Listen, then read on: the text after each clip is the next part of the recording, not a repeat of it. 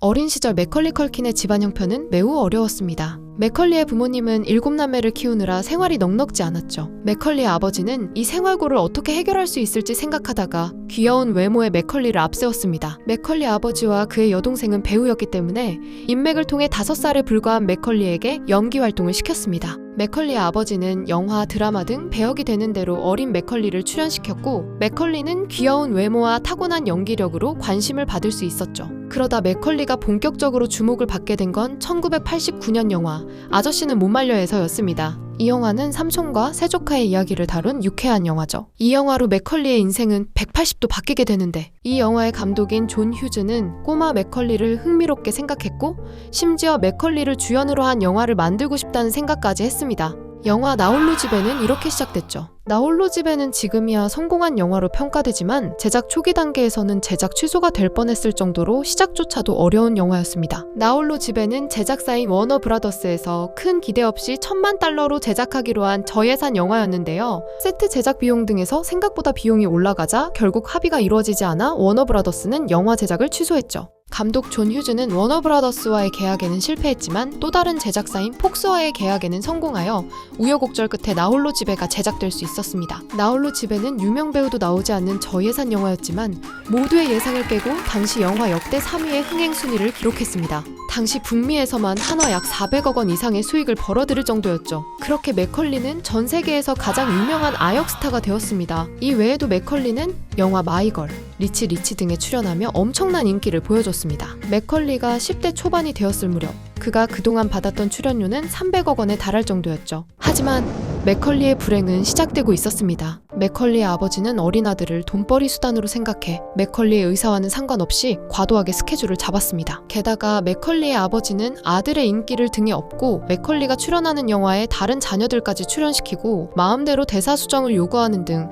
제작진들에게 갑질까지 했죠. 이뿐만 아니라 맥컬리의 아버지는 맥컬리에게도 제대로 못하면 때리겠다는 협박도 종종 했고, 맥컬리는 신체적, 정신적 폭력까지 당했습니다.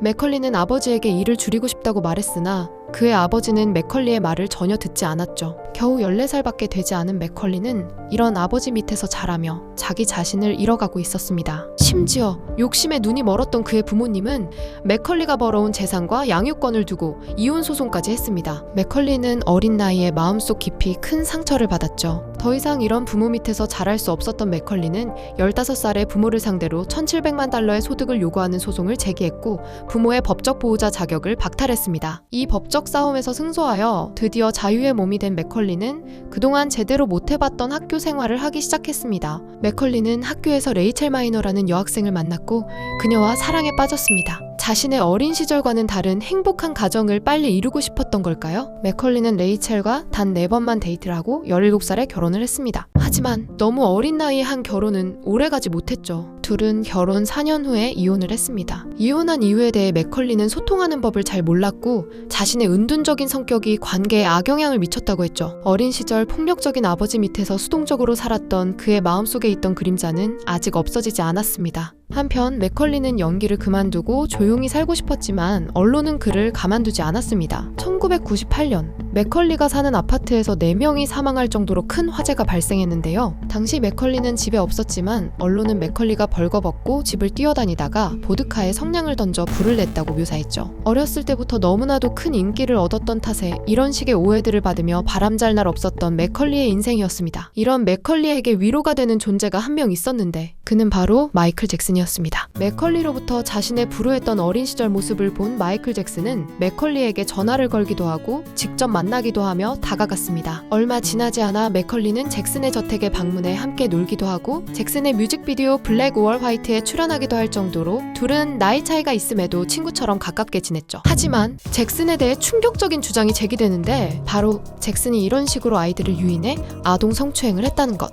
이때 맥컬리는 잭슨에 대해 나는 아무것도 본 적이 없고 잭슨은 아무것도 하지 않았다. 잭슨은 어린 시절 나의 가장 친한 친구였다는 주장을 여러 차례 했습니다.